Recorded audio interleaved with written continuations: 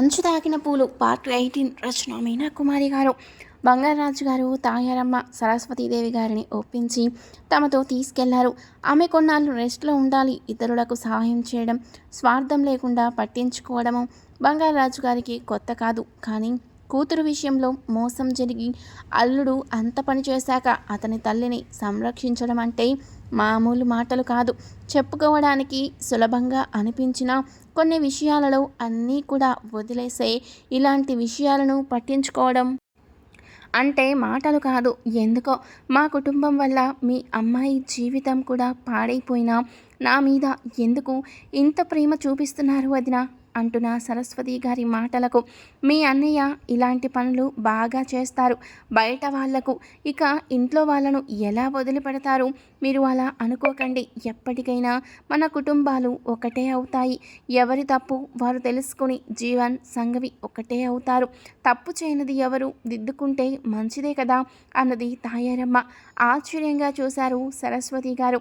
ఏదో తొందరగా మాట్లాడే స్వభావం ఉన్న ఆమె మాటల్లో అర్థం లేదేమో అనుకునేది. కానీ ఆమె మనసులో కూడా తల్లి మనసు, అవసరానికి ఆలోచించే శక్తి ఉన్నాయి.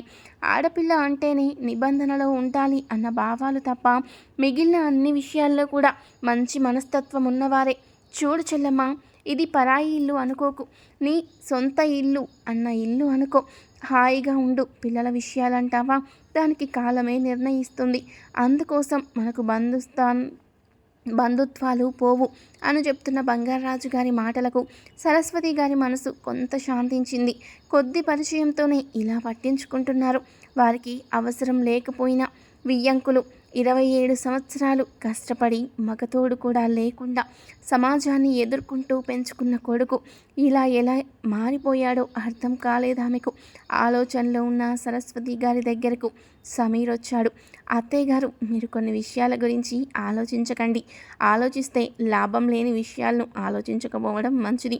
ఆలోచన రాకుండా ఉండదు, కానీ మీ మనసును మీ కంట్రోల్లో పెట్టుకోండి.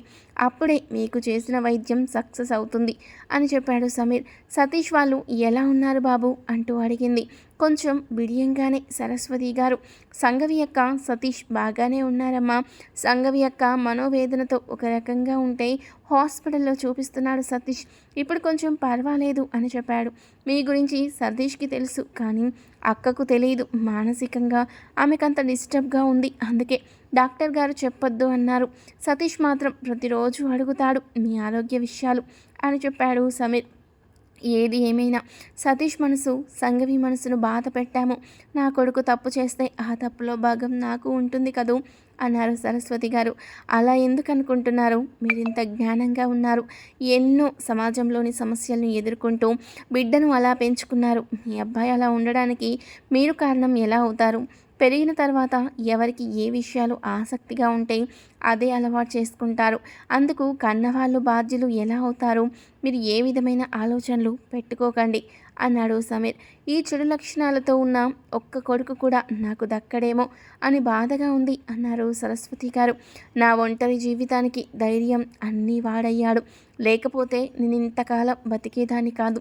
జీవన్ వాళ్ళ నాన్నగారు గొప్ప వ్యక్తి. ఆయన గుణాలు ఒక్కటి కూడా జీవన్కి రాకపోవడం ఆశ్చర్యమే అంటున్న సరస్వతి గారిని వారించి, మీరు రెస్ట్ తీసుకోండమ్మా, ఇవన్నీ ఆలోచించకండి, నేను వస్తూ ఉంటాను అని చెప్పాడు సమీర్. సరస్వతి గారికి ఆపరేషన్ సక్సెస్ అయిన తర్వాత చెబుదాం అక్క కనుకొని మర్చిపోయాడు సతీష్. ఉదయాన్నే సంగవి కిచెన్లో వంట చేస్తుంటే ఆమె ముఖం ప్రశాంతంగానే కనిపించింది. అక్క, నీకొక విషయం, కంగారు పడాల్సిందేమీ లేదు అంటూ సరస్వతి గారి విషయాలను చెప్పాడు సతీష్. ఎంత పని చేశాడు జీవన్, కనీసం తల్లిని కూడా కాపాడుకోలేకపోతున్నాడు. అలా వదిలి వెళ్ళిపోయి ఒకవేళ ఎవరూ పట్టించుకోకపోతే ఈరోజు ఆమె ఉండేవారే కాదు కదూ. ఇలాంటి లక్షణాలు ఎలా అబ్బుతాయి? జీవన్ అంటే పంచప్రాణాలు అత్తయ్య గారికి. సతీష్ అన్నది బాధగా సంగవి. ఉన్నారక్క అలాంటి వారు. వ్యసనాల వల్ల బుర్ర బుద్ధి గడ్డి తింటుంది. స్వార్థ గుణాల వల్ల కూడా తనకు తానే సుఖపడాలి అన్న వ్యక్తులు కూడా ఇలా తయారవుతారు. వ్యసనాలున్నా కూడా తన కుటుంబం గురించి బాధపడిపోయేవారు లేకపోలేదు. కానీ జీవన్ మాత్రం ఒక రకమైన మూర్ఖ మనస్తత్వం అని చెప్పుకోవాలి అన్నాడు సతీష్. అయ్యో, ఇప్పుడు అత్తయ్య గారు ఒంటరిగా ఎలా ఉన్నారా అన్నది సంగవి కళ్ళ నీళ్ళతో. ఇప్పుడు వచ్చిన సంగవి కళ్ళల్లో నీళ్లు అత్యంత విలువైనవి. అటువంటి కన్నీళ్లు ఎందరికొస్తాయి? స్వార్థం, కుటిలత్వం లేని మనసులో భేషజాలు లేకుండా, అరమరికలు లేకుండా ఆలోచన విధానం సరిగ్గా ఉన్నవారికి మాత్రమే వస్తాయి. అటువంటి కన్నీళ్లు అక్కవైపు ఆశ్చర్యంగా చూశాడు సతీష్. మల్లె పువ్వు లాంటి స్వచ్ఛమైన మనసక్క ఇది. ఏ విధమైన విషయాలను మనసులో పెట్టుకోకుండా నిస్వార్థంగా ఆలోచిస్తున్న అక్క మనసు తెలుసుకోకపోవడం జీవన్ దురదృష్టం అనుకున్నాడు సతీష్. ఇప్పుడు మన ఇంటి దగ్గరే ఉన్నారు సరస్వతి అత్తయ్య గారు. నాన్నగారు వాళ్ళు ఆమెను ఒప్పించి తీసుకెళ్లారు అని చెప్పిన సతీష్ మాటలకు సంతోషించింది సంగవి. అందరినీ అర్థం చేసుకుంటారు అమ్మ వాళ్ళు, నన్ను మాత్రం అర్థం చేసుకోరు అనుకుంది సంగవి. నిన్ను కూడా అర్థం చేసుకునే రోజులు వచ్చేసాయక్క అంటున్న తమ్ముడు వైపు చూసి, నా మనసులో అనుకున్న మాట నీకెలా తెలిసిందిరా అన్నది సంగవి నవ్వుతూ. రక్త సంబంధానికి ఉంటుందక్క పవరు అంటూ బిడికిలి బిగించి చూపించి నవ్వాడు సతీష్. రక్త సంబంధం లేకపోయినా మాకుంటుందా టాలెంట్ అంటూ వచ్చింది అంశు నవ్వుతూ. నిజమే, ఆపదగా ఉన్నప్పుడు ఎప్పుడు ఎలా ఏమి కావాలో అవన్నీ అమరుస్తుంది నిజంగా. అంశు చాలా మంచి అమ్మాయి అనుకున్నాడు సతీష్. మీకు పూరి అంటే ఇష్టమట, నేను తీసుకొచ్చాను, ఇదిగోండి మొక్కజొన్న సమోసాలు, ఇవి కూడా ఇంట్లోనే చేయించాను అంటూ నవ్వుతూ ఇచ్చింది అంశు. ఇలా మా కోసం చేయించుకొస్తే తప్పు కదూ, అలా చేయకు అంశు పదే పదే అన్నాడు సతీష్. మీకా భయం అక్కర్లేదు, ఇవన్నీ నేనే తింటాను అని అనుకుంటారు. ఎందుకంటే ఈ మాత్రం సైజు ఉన్నా కదూ, నింద నా మీదకు, రుచులు మాత్రం మీకు అంటూ నవ్వింది అంశు. నిజానికి అంశు చాలా అందమైన అమ్మాయి. లావుగా ఉండడం వల్ల అందరికీ అలా అనిపిస్తుంది అనుకుంది సంగవి.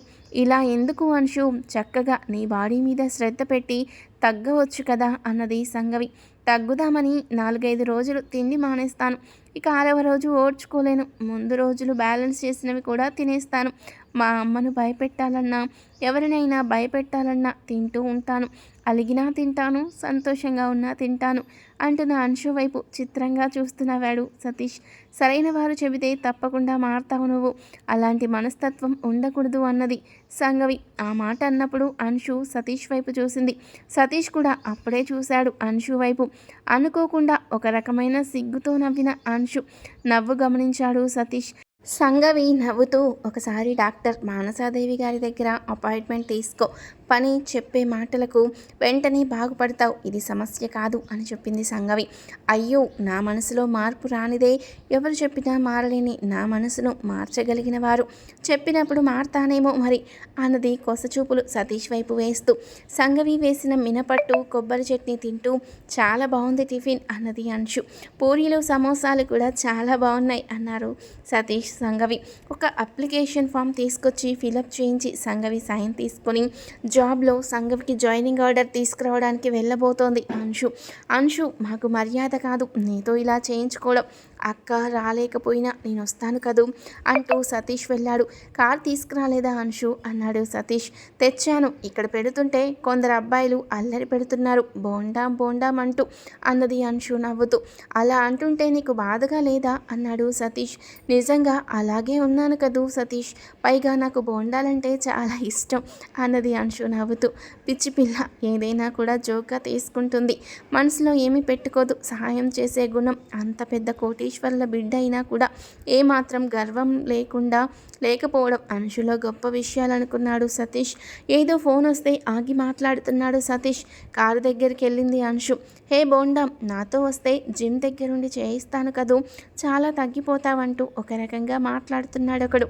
నాతో వస్తే నీతో కలిసి ఎందుకులే, చెప్పకూడదు, అలా నిన్ను తగ్గించడానికి నా చెమటలు చిందిస్తాను అంటున్న వాడిని చెంప మీద ఒకటి వేసింది అంశు. పిచ్చి పిచ్చిగా ఉందా అంటూ ఉన్న అంశు చేయి పట్టుకోబోయారు వాళ్ళు. అంతలోనే అన్ని మాటలు విని అక్కడకు చేరుకున్న సతీష్ వాడి ముఖం పగలగొట్టాడు. పిచ్చి పిచ్చిగా ఉందా రాస్కెల్, ఎవరి బరువు సంగతి వారు చూసుకుంటారు. ముందు నీ తల్లో ఉన్న పొగరు బరువుతో, ఒంట్లో ఉన్న కొవ్వు బరువుతో అందరికి ఇబ్బంది కలిగించకు, లేకుంటే నీకు పొగరు తగ్గే ట్రీట్మెంట్ నేను ఇస్తాను అంటూ చెడామడా వాయించేశాడు సతీష్. ఎవర్రా నువ్వు హీరోలా ఫోర్స్ కొడుతున్నావు అంటూ వేరే ఒకడు సతీష్ మీదకొచ్చాడు. మంచి విషయానికి వెనకాల వెనకాలే ఉంటాను సహాయానికి, అలాగే చెడు విషయానికి ముందుకొస్తాను మీ తాట తీయడానికి అంటూ ఆ ముగ్గురిని కూడా ఒకరు సర్దుకునేలోపు ఇద్దరిని వాయిస్తూ సతీష్ చాలా ఫాస్ట్గా ఉండడం చూసి వాళ్ళ గుండెల్లో గుబులు మొదలైంది. వామ్మో, రోజు జిమ్ చేస్తాడేమో, వాయించేశాడ్రా బాబు, ఎందుకు పదండి అన్నాడొకడు. పదండి రోయ్ అన్నాడు మరొకడు. పిచ్చిగా వాగిన వాడి చెవి పట్టుకున్నాడు సతీష్. మీరు బేవర్స్గా తిరగడం, చదువు సంధ్యలు వంట పట్టే అవకాశం ఉండదు. చూస్తుంటే ఇంజనీరింగ్ మళ్ళీ మళ్ళీ చదువుతున్నారు అంతే కదూ, తల్లిదండ్రులు ఎందుకు పెంచుతున్నారు అన్న విలువ లేకుండా రోడ్ల మీద ఇలాంటి పనులు చేస్తూ వాళ్ళ పరువు తీయకండ్రా వెదవల్లారా.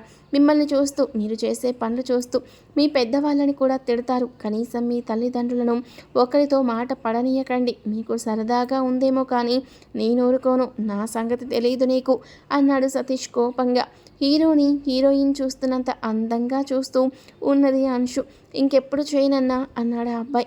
బుద్ధిగానే ఉన్నావు, ఈ చెత్త వాళ్ళతో తిరగకుండా చదువులో పడితే ఇంకాస్త ముందుకెళ్తావు. తల్లిదండ్రులు మీకోసం బాధపడుతూ ఉంటారు కదూ, ఆ విషయాలు కొద్దిగా అయినా గుర్తు తెచ్చుకోండి. ఇలాంటి పనులు చేయకండి. మన ఇంట్లో అక్క చెల్లెలు ఉంటారు కదా, మనకి తప్పు కదూ ఇలాంటి పనులు అని తెలుసుకోవాలి. ఎవరు చెప్పాలిరా అన్నాడు సతీష్. సారీ అన్నా అని కాస్త దూరం వెళ్ళాక, అన్నా బాబీని కాస్త సైజ్ తగ్గమను, లేకుంటే నీ పక్కన బాగోదు అంటూ పరిగెత్తాడు వాడు. ఆ మాటలు విన్న అంశు, అల్లరి పెడితే పెట్టారు కానీ ఆఖరి మాట చాలా బాగుంది, నాకు నచ్చిందనుకొని ఈసారి ఎక్కడైనా కనిపిస్తే పార్టీ చేసుకోబయ్యా అంటూ డబ్బులు ఇవ్వాలనుకుంది మనసులో అంశు సంతోషంగా. వాడన్న మాటకు సతీష్ పిచ్చివాగుడంతా వాగుతూ ఉంటారు. ఏమీ తెలీదు, చదువెక్కదు, వయసులోనే ఇలా తయారవుతారు అని కారులో కూర్చున్నాడు సతీష్. సతీష్ అంశు కారులో ప్రయాణిస్తూ ఉన్నారు. మౌనంగా ఉన్న అంశు వైపు చూసి, బాధపడకండి, ఏదో వాగుతుంటారు, అయినా మీరు బరువు తగ్గాలంటే అదేమైనా పెద్ద విషయమా? మీకు తెలుసా, ఒక వయసులో నేను చాలా బరువు ఉండేవాడిని. నన్నైతే ఘటోత్కచుడు అనేవారు. అలా అనడం నాకు మంచిది అయ్యింది. వెంటనే నిర్ణయించుకున్నాను, అసలు ఒకరితో మనం ఎందుకు అనిపించుకోవాలి, ఈ ఒక్క విషయం తప్పితే మనలో లోటేమీ లేదు కదా అని. అప్పటి నుండి ఉదయాన్నే లేవడం, అందంగా ఉన్న మా ఊర్లో చెరువు ప్రాంతం అంతా చాలా బాగుంటుంది.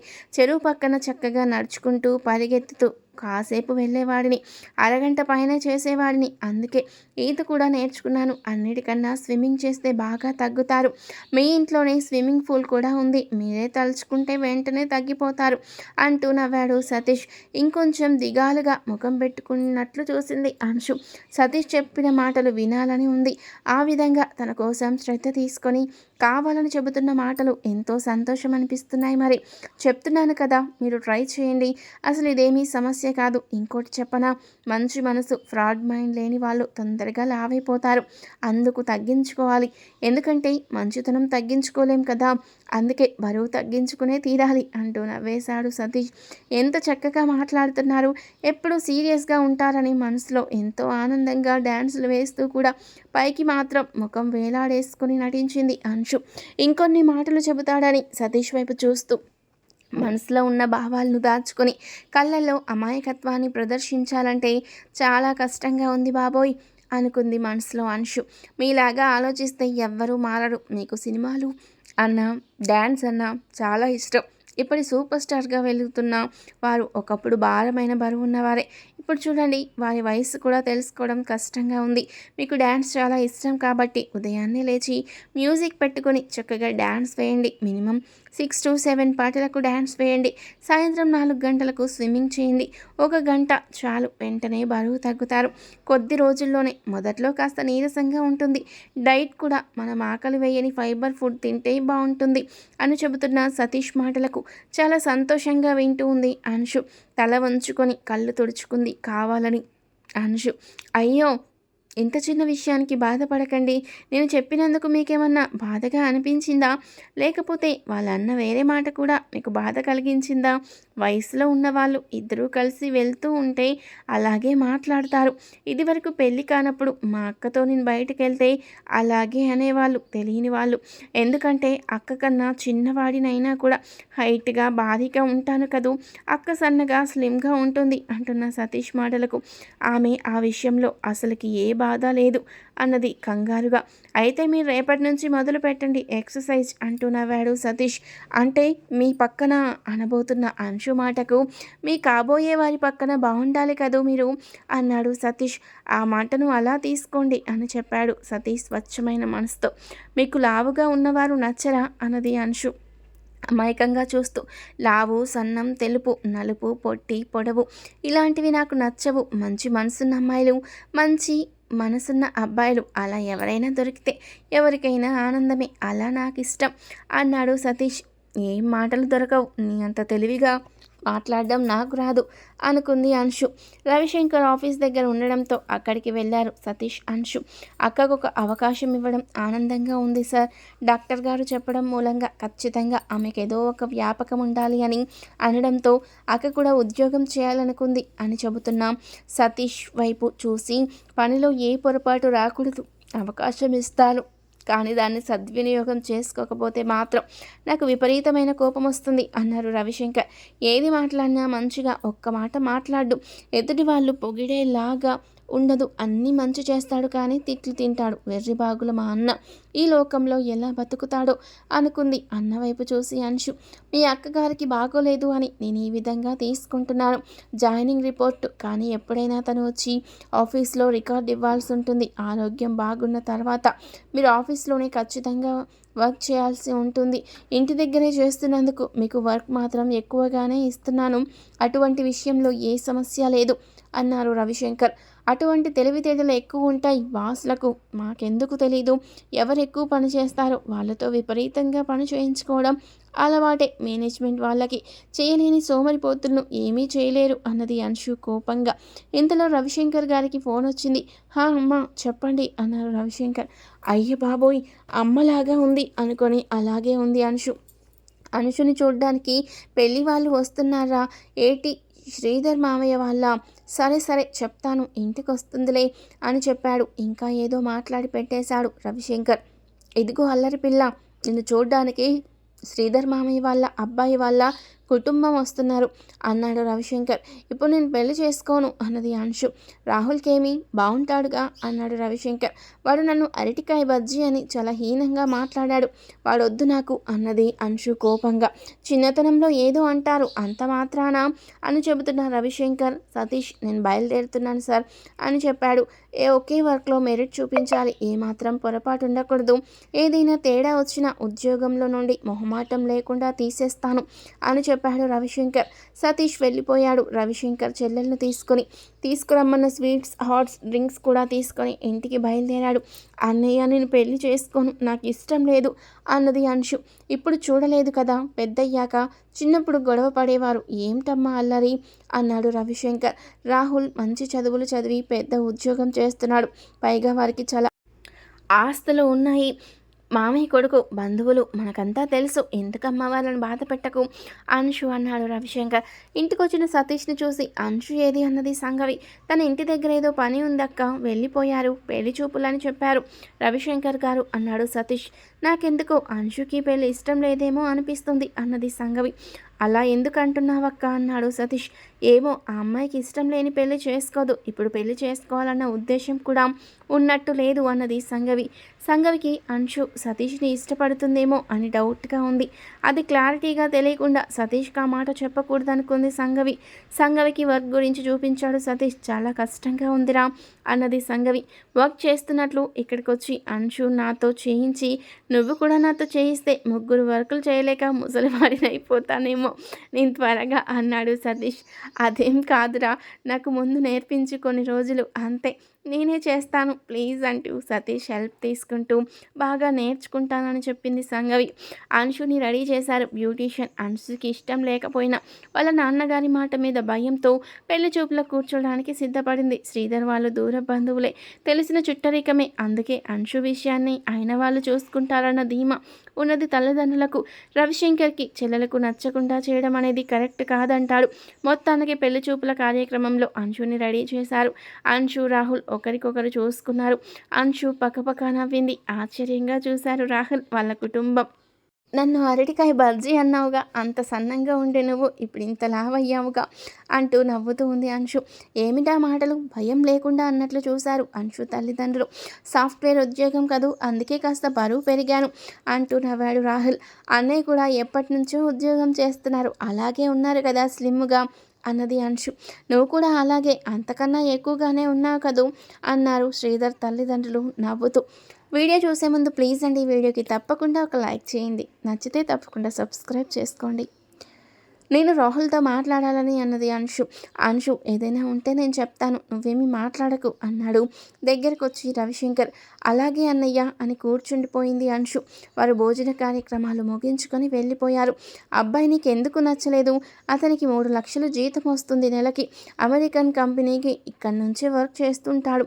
వాళ్ళ అమ్మా నాన్నలు మంచివాళ్ళు, ఆ కుటుంబం మనకు బాగా తెలుసు, బాగా ఉన్నవాళ్ళు, ఇంకేం కావాలి అన్నారు పెద్దవాళ్ళు. వాడు లావుగా ఉన్నాడు, 3 లక్షలు సంపాదిస్తూ 30 కేజీలు ఎగస్ట్రా ఉన్నాడు, చాలా చండాలంగా సీట్ పెరిగిపోయి అన్నది అంశు నవ్వుతూ. నువ్వు కూడా అలాగే ఉన్నావుగా అన్నది అంశు వాళ్ళ అమ్మ కోపంగా. అంటే నేను లావుగా ఉంటే అలాంటి వాడిని పెళ్లి చేసుకోవాలా?